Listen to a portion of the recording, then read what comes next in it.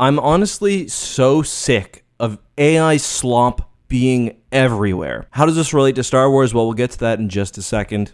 But Facebook, Twitter, Google, Microsoft, they all have their own version of AI, and each one is completely useless. There's nothing AI does, at least yet, that I want integrated into my daily life. Instead, I'm getting just significantly more slop fed directly into my eyeballs on a daily basis. Like, it's absolutely insane how shitty the internet and how shitty media are becoming and how quickly it's all happening. Anyway, this conversation is coming from a post I saw from the AI solopreneur on Twitter. Absolute big brain on the guy, I'm sure. He says, yesterday, a Chinese company released an alarmingly advanced text-to-video AI, Minimax. It's like a Hollywood studio in your pocket. Now, keeping in mind what he just said, I'm going to play a Star Wars video that he created, and keep in mind, nothing here was added, including the sounds. You want a sword fight, man? Come on, I'll sword fight you, man. I'll sword fight you.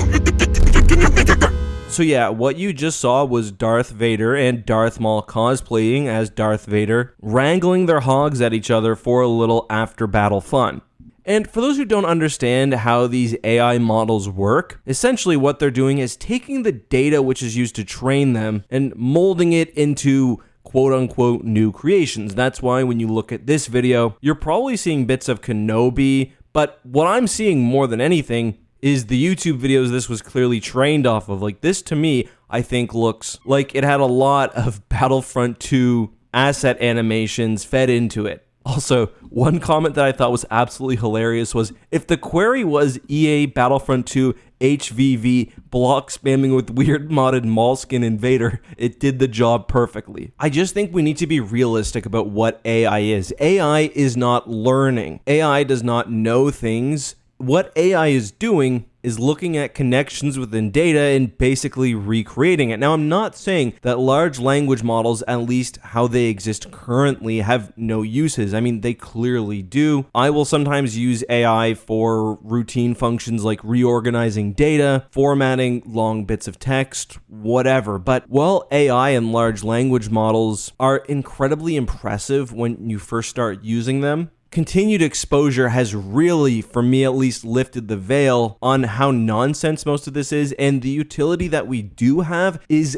completely countered by the fact that AI has made several key parts of the internet increasingly dog shit. Google image search is becoming unusable. Various art hosting websites, same thing. Amazon is being flooded with garbage AI written books. We're starting to see politicians use AI, and obviously I can tell this is a generated image, but can grandparents tell?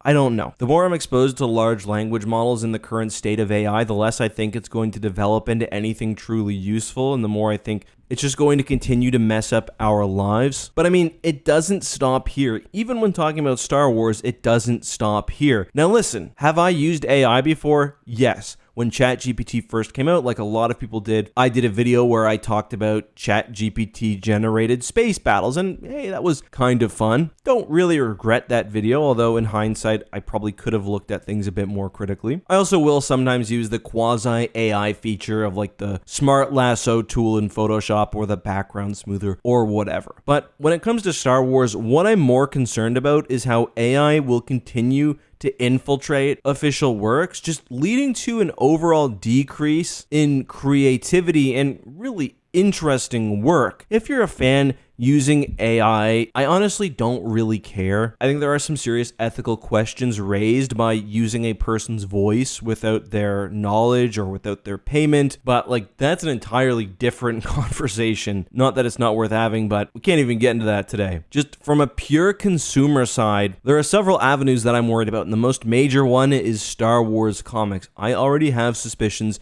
that Star Wars comics are using AI. This is because not only what I've seen, but also because Star Wars comic book artists are already taking the laziest, quickest steps they can to push issues out the door. In past videos, I've talked about how, for example, entire Star Wars comic books have used nothing but traced fan art, going so far as to actually trace the pegs from the animated models that they've copied. And this isn't something that happens rarely. This is actually something that happens in nearly every single comic, whether they're taking art from movies and tracing over it, which is honestly fine, although it can lead to the art looking bad or stale or at least limited, or straight up taking fan designs and inserting it in your comic, which is obviously less good. Having a crutch to not use one's own artwork means you're not making the optimal version of the comic. You're building the comic around the art generated by the AI or the pre-existing images on Google search. And it's one of the things which has led to Star Wars comics getting continually shittier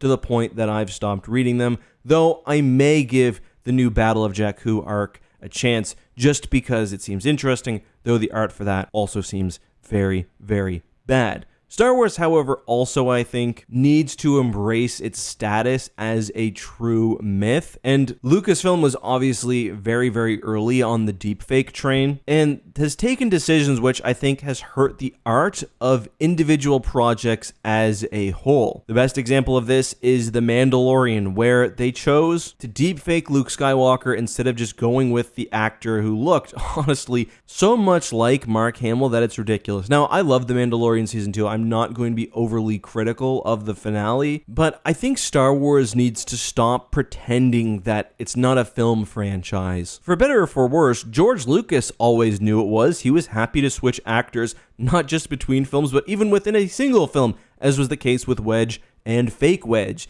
These are myths being brought to the modern age. More important is the characters and the stories and the values rather than the specific actors portraying them. That's why, I didn't love the Solo casting, but I'm so glad they did it that way versus trying to make a zombie young Han Solo for an entire film. Especially true for stories like Star Wars, which have been on for 50 years nearly. They cross generations. There's no need to try to just forever recreate what once was. Embrace the future, but a human future, not a future created out of whatever this is. Maybe we will get a fully conscious AI someday, an AI which has a heart and a soul and creativity, but right now what we have is the work of others being put together in a way that the AI understands has happened in the past and without any aesthetic or creative design sense. No heart. I'm worried it's going to get worse. I'm worried we're going to lose some of the creativity, some of the emotion, some of the human spark, which has made not just Star Wars special, but really all animation, literature, media of any sort. And even if that doesn't happen, the AI slop that we've gotten has certainly made sifting the wheat from the chaff more difficult.